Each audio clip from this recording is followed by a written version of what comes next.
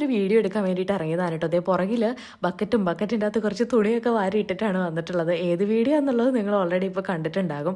അപ്പോൾ എടുത്തു തരാൻ ആളില്ല. പിന്നെ എവിടെ നിന്നാണ്, അതായത് അതിന് പറ്റിയൊരു ലൊക്കേഷൻ നമുക്ക് ഇതുവരെ കിട്ടിയിട്ടില്ല. കുറച്ചൊന്നും അലഞ്ഞു കേട്ടോ, പക്ഷെ എന്നാലും പറ്റിയൊരു വീടും കാര്യങ്ങളൊന്നും കിട്ടിയില്ല. അപ്പോൾ എന്തായാലും ഒന്നും നടക്കുമെന്ന് തോന്നുന്നില്ല. അതുകൊണ്ടൊരു മുന്തിരി സോഡ കുടിക്കാമെന്ന് വിചാരിച്ചു. അങ്ങനെ ഞങ്ങൾ രണ്ടുപേരും കൂടി മുന്തിരി സോഡയൊക്കെ കുടിച്ചിട്ട് ഒന്നും കൂടി ഒന്ന് കറങ്ങിയപ്പോൾ ഈ ഒരു വീട് കണ്ടു കേട്ടോ. പഴയ ഒരു തറവാട് വീട്. എനിക്ക് ഭയങ്കരമായിട്ട് ഇഷ്ടപ്പെട്ടു കേട്ടോ. എന്ത് സുഖമായിരിക്കില്ല ആ വീട്ടിൽ കിടന്നുറങ്ങാൻ. ഒരു ഫാനോ എ സി ഒന്നും വേണ്ടായിരിക്കും. അത്ര അടിപൊളിയായിട്ടുള്ളൊരു വീട്.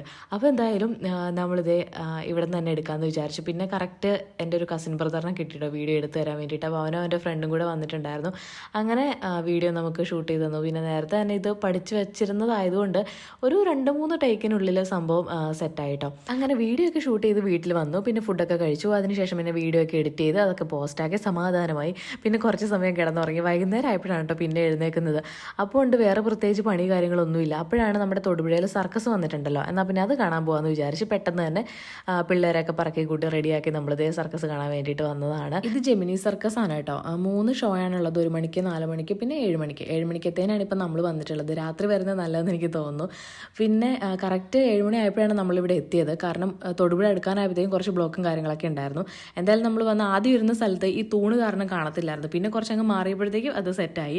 പിന്നെ നല്ല രസമായിരുന്നു. മൊത്തത്തിൽ നല്ല ഭംഗിയുണ്ടായിരുന്നു. പിന്നെ ഇടയ്ക്ക് ഈ കുട്ടികളെ ഒന്ന് സെറ്റാക്കാൻ വേണ്ടിയിട്ട് ഈ ചിമ്പാൻസി, ഹൽക്ക് അങ്ങനെയുള്ളവരൊക്കെ വന്നിട്ടുണ്ടായിരുന്നു. അതായത് അവരുടെ വേഷം കിട്ടിയിട്ടൊക്കെ വന്നിട്ടുണ്ടായിരുന്നു. നിധിക്കുട്ടി ഇതെന്താ വല്ല മനസ്സിലായിട്ടാണോ നോക്കിയിരിക്കുന്നത് എന്നുള്ളത് എനിക്ക് അറിയില്ല.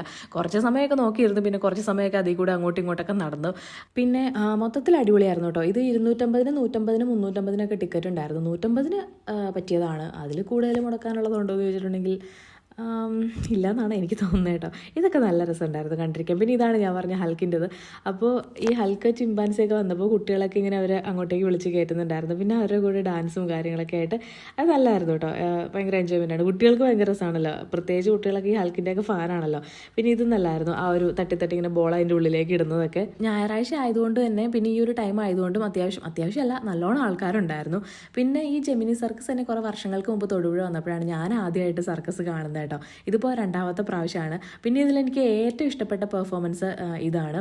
ആദ്യം മുതൽ അവസാനം വരെ ഇങ്ങനെ കണ്ടിരിക്കാനുണ്ടായിരുന്നു. പക്ഷേ ഇതിൽ കറക്റ്റ് ആ ഒരു പാട്ടോട് കൂടി കേൾക്കുമ്പോഴാണ് അതിൻ്റെ ഒരു ഫീൽ മനസ്സിലാവുള്ളൂ. ബാഹുബലിയിലെ സോങ് ആയിരുന്നു. പക്ഷേ ഇട്ടിട്ടുണ്ടെങ്കിൽ നമുക്ക് കോപ്പിറൈറ്റ് ഇഷ്യൂ വരുമല്ലോ. അപ്പോൾ അതുകൊണ്ടിട്ടാണ് ഇതുപോലെ തന്നെ ഇടുന്നത് കേട്ടോ. ഇതിന് ശേഷം പിന്നെ ഒരു ഫയർ ഡാൻസും കൂടി ഉണ്ടായിരുന്നു. അതോടുകൂടി പരിപാടി കഴിഞ്ഞു കേട്ടോ. 7 മണിക്ക് സ്റ്റാർട്ട് ചെയ്തിട്ട് 9:30 ആയപ്പോഴാണ് കഴിഞ്ഞത്. അങ്ങനെ പിന്നെ നമ്മൾ തിരിച്ച് വീട്ടിലേക്ക് പോയി.